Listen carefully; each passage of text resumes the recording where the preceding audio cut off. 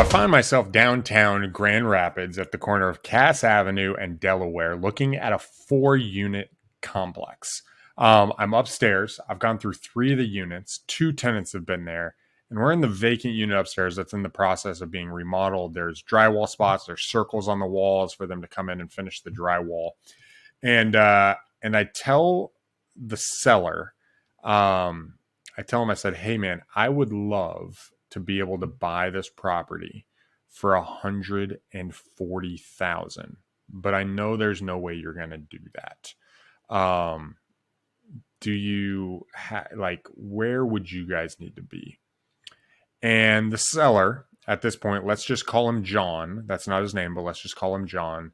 Looks at me and he says, Ronnie, we had an offer for $189,000. Now. And that's what he does. He goes, now. It's okay.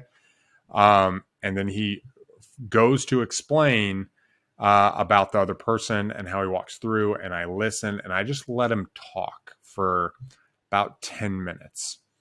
And after 10 minutes, I say, hey, I understand if you need to go with that other person.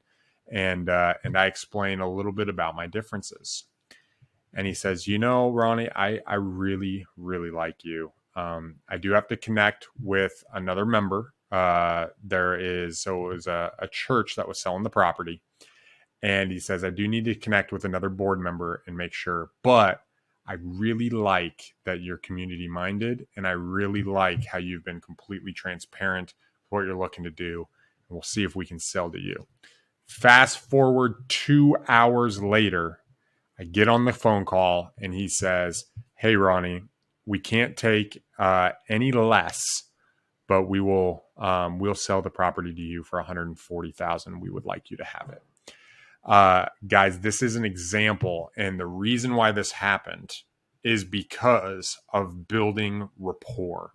Rapport is the key to getting properties at discounted prices and sellers loving to do it. So guys, my name is Ronald Walker. I'm the host of Forge to Win. I appreciate you guys being here. And we're going to talk about 7 ways for you to build rapport with sellers to get properties at deeper discounts and to make an impact in your local area by solving problems and helping people. So let's jump into it today. So number 1, guys, when you are trying to build rapport with sellers, number 1 in my book, there's all kinds of techniques, there's sales processes, but here's something I've said is intention is more important than technique. Okay. So number 1 is be intentionally sincere in helping your prospect. When you call them, you want to come across as not only, hey, I want to buy your property, but I want to add value. I want to be sincere. I want to help you. See, real estate, specifically dealing with sellers, is a solutions-oriented business, okay? Which means that they have problems, and it's our job to solve that problem with a solution and to do it in a sincere way, to actively listen to them. What are they going through? How can you add value, whether it's in this purchase of the property or in a different way? You see, in the example that I shared with you, of the property that I bought on Cass Avenue and put under contract is, I listened to him. He was literally the first person. He told me later after he spoke with his wife and reached out to the board member. He said, Ronnie, you're the first person out of literally probably 40 calls and multiple text messages that was actually interested in us and in the community that we're trying to build. You're community focused, and that's why we're selling to you at your 140 when we could have sold it to somebody else. We just didn't know if that's who we wanted to sell it to. And so, guys, be sincerely interested in the person you're working with. Number 2 is when you're talking to them, especially if you jump on the phone, right? If you're calling someone initially, because a lot of these conversations start on the phone, match and mirror people's tones, right? If they're a fast talker and they're like, hey man, this is what I got going on. I'm doing this. I'm interested in selling. Do you want to buy? You want to match that speed. Absolutely, man. I would be very interested in purchasing. What are you guys thinking about? and match their tone and their speed. If they're soft, hey, be really, really soft. If they're fast and they're doing this, match the speeds. People who are fast talkers get annoyed with people who are talking slow, right? And people who are slow, they don't trust people who are the fast talkers. So when you're connecting with individuals, not only do you want to be sincere, but you want to match them where they're at. Because as you match them with where they're at, it shows that you're in sync, right? It shows that you're paying attention, that you're listening, that you're engaged, and you want to be on that same wavelength with them. And when you're on that same wavelength, another tip here is use similar keywords to them. If they use words like credentials, right? Then you use the same word, credentials, and it'll create a connection. If they use goals like being in the community, you say that, hey, you use the word community, use that same word, and it'll create a connection because you guys are literally speaking this same language, whether it's about the house, whether it's about their situation, whether it's about their dreams, whether it's about their ideal scenario. Find keywords they say over and over again and use those same words. Okay. Number 3, when you're talking, there's a book by Chet Holmes, and it's I think it's the Salesperson Machine, or the Challenger Sale, I believe is what it is. And I could be wrong there, so look it up. But the book is by Chet Holmes, and in the book he talks a lot about being an expert. It's more important to be an expert than it is about being likable. And so rule number 3, or tip number 3 in building rapport is share insight, but share it after you're having a conversation with someone, like that it reminds you, hey, that reminds me of blank. Share your insight and follow that insight with a question, an open-ended question on how that insight might impact your seller. And then after you do that, after you share that insight and kind of elevate yourself to an expert level, ask them if they feel like that resonates with them or not. This is going to be a great way as you're listening to give value, right? Value comes, and we're going to talk about this here in a second, but value comes in multiple ways. And a huge way that you can set yourself apart as a leader when talking to these sellers, and not just someone who's trying to buy it from them at a big discount, is offering value rather than just going through your script and trying to buy the house. So give insight followed by a story, or give insight followed by a story and then an open-ended question. Number 4, when you're talking to somebody, think of how you reach out to your mom or your best friend or your grandpa or someone that's close to you that this person you're talking to is very similar to, and speak to them in the same way. Assume you have rapport from the beginning. Don't try to create it. Assume you have rapport like you do with whoever this person is you're mirroring. If you're talking to, a older lady, assume they're like your mom. Talk to them like your mom with insight and try to help them. If you're talking to someone that's a little bit older than you or a peer, talk to them like a friend, a best friend. And when you assume connection, you'll find that you'll get that reciprocated from them. You'll be more comfortable with them. You'll be more vulnerable with them. You'll care about them more. You'll listen to them more. You'll repeat what they say, and you'll find yourself offering to help. And guys, if there's one key, is offering to help is so powerful in this business. These people that we're working with are in scenarios where they have to sell their property, where they're not completely fixing it up, that they're getting out of the real estate business, that they inherited a property. There's multiple scenarios that people are going through, and just offering to help, even if it's counterintuitive, even if that help might mean them going a different direction, you can still offer that help to them. Number 5 is be sincere through listening. Listen to what they say. If you listen, they're going to tell you all kinds of clues, right? I have found that talking to sellers do what I like to call their forced facts. They share things that don't necessarily need to be shared, but it's not the full reason. They'll say things like, they'll bring up the fact that they talked to competition. This other guy did blank, and they're seeing what they're forcing the fact, and they potentially want to share a little bit more. Yeah. So what does that mean? Like, you brought that up for a reason. Why'd you bring it? Like, what was that experience? Did you like them? Did you not? Like, how many people? I can't be the only person you spoke to. And if you're sincerely listening and looking for forced facts, you're going to find that people are way more willing to open up and share with you what they really want when they're exploring selling their house. Number 6 is add value. I was in Northern England, in the Yorkshire Dales and Nidderdale. We were renting this Airbnb back in 2020 during COVID. And I was making calls, right? I was making seller calls back here in Michigan, talking to people. And I called this lady in Wyoming. And in Wyoming, Michigan, it's south of Grand Rapids. And we jumped on the phone. And as I'm talking to her, I mention, I say, she's like, I've got a couple other investors that we're talking to. We've got different things.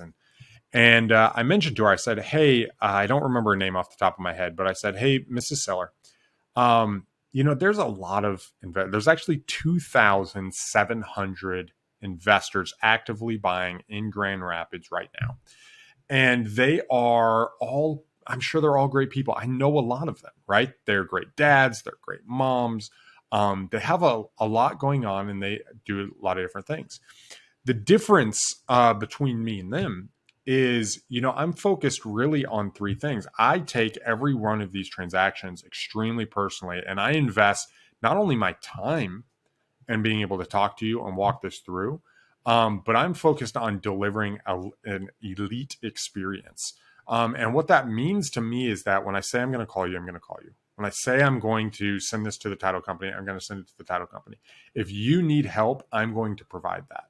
And another thing that really sets me apart is I really spend a lot of emotional energy making this as convenient as possible for you. And what I need from you is, I just need, if we need to jump on the phone, that you make yourself available. And if you can make yourself available and help, then we can get through this transaction, because I know that if I say I'm going to buy it, that doesn't mean anything without how we're going to get from point A to point Z. And after I was done, we actually had 4 phone calls literally while I'm in Ireland, guys, and adding value to her through a perceived value of what I'm going to offer her, chose her to sell it to us rather than, I think there was 3 other investors involved, and we bought it remotely because of perceived value. So look for ways when you're talking to people to add value. If they're having a hard family issue, look for ways to add value in the family. If they're focusing on something at work, send them an article that is specific to their situation. If they're going through probate, if you know and you're equipped, help them walk through that. Refer an attorney. Add value in other ways than just buying the property. And if you can add value and look for ways to add value, either perceived value or real value, this is going to create an amazing connection between you and the other person. And they're going to see you as one that they look to and that they want to do business with. Number 7, I think we're on, is at the beginning of the call, tell them what the objective is. Tell them why you're calling. I think this is a huge mistake. We get into long spiels. We get into long strips. Tell them why you're calling. If you're calling to buy their house, tell them that, right? Don't beat around the bush. If you're calling to just connect for a few minutes, tell them that. Hey, I was thinking about you. I saw this and I wanted to call you and tell you about it, and jump off the phone. If you're calling and you're trying to get through a sales process and buy it, tell them why. Give them a reason. Give them the time frame you're going to be on the phone call, and then give them the goal of the phone call. Okay. Hey, my goal is really just to kind of explore your situation, figure out how I can help. And if you decide that you want to sell, then we can figure out what the next step is and paper it up and start that process and us potentially buying the property and you selling. And if not, I'll just refer you to other sources. I'll see how I can help and push you that direction. Either way is okay. Being able to kind of set the expectation of why you're calling really, really helps the call. It really sets people at ease. It gives them a time frame, and you can also judge if they're ready, right? Or if they're just annoyed or if they don't want to talk, because we're not going to do business with people who are annoyed with us. We're going to do business with people who are open-minded, and willing to talk to us. And my last tip, this is actually a bonus tip, okay? This isn't necessarily a rapport. This is a bonus tip. If you get through the call, if you've met with them in person, if you've talked to them multiple times, trying to do the deal and they go dark, all right? We've all been in the situation where we either made a mistake or something happened. They're not answering the phone. We've called them 5 or 6 times and they've gone dark. So the 4-unit complex I mentioned at the beginning of this happened. We got all the way through the process. I sent them the paperwork via DocuSign that night. I got on the phone with them. They started walking. They said, hey, let us read through this and we'll call you back. And they went dark. They went dark on me. I didn't hear nothing. I called them 5 times. I sent them a text and said, hey, I'm afraid I did something wrong. And I apologize for not following through on what we talked about. Well, what I did is, calling and text messages sometimes can think of when you've received it can kind of sometimes feel like a burden, right? It's like, oh my gosh, this person's getting a hold of me. What? There's all kinds of anxiety and fear and all kinds of things that are experienced by the caller. So what I did at the end of the night, I picked up my phone and I hit it and I turned on the camera and I sent a video message. And now my video message was of concern. I was like, hey, Mr. Seller, John, in this situation, I said, hey, John, I wanted to reach out. I tried calling you like 5 times. I know I sent the paperwork. I'm a little concerned I might have done something or pushed you guys away. And, if you guys decide you didn't want to sell, that's totally okay. But if there's something I can do to fix it or something in the paperwork I did wrong, there might've been this, that was wrong in there. I would love to be able to fix that. I still want to buy the property. But really, I'm just concerned there's something I could do wrong, and I'd still love to help one way or another, even if you go a different direction. I hope you guys have a wonderful night. Please, let me know one way or another. And that was it. And I sent them that, and boom, I sent a video message to them. I didn't hear anything. The next morning, literally the next day at 6 a.m., I got a message from him. That was a big paragraph saying, man, I'm so sorry. We still definitely want to move forward. I've got some meetings this morning. Let's connect this afternoon. We connected. We walked through the paperwork. We got it signed. And we're buying a 4-unit complex as a result of that. And so, guys, super, super powerful. Rapport gets deals done. People are humans and they want connection. And so if you can provide that connection and you can add value and you can match them and understand them and listen to your prospect, it's going to take you to spots that other investors are not willing to get. Here is the truth. Rapport creates deep, discounted deals that you will find nowhere else. Rapport and relationship, it cuts out all competition. Okay? All competition. You will set yourself apart if you can build rapport in a strategic and sincere way. So guys, until next time, I hope that this adds value to you. Come back to the Forge to Win podcast or visit us at ronaldwalker.com. I would love to help you guys out. Please hit the subscribe button, hit the notification bell if you found this valuable. Until next time, bye-bye.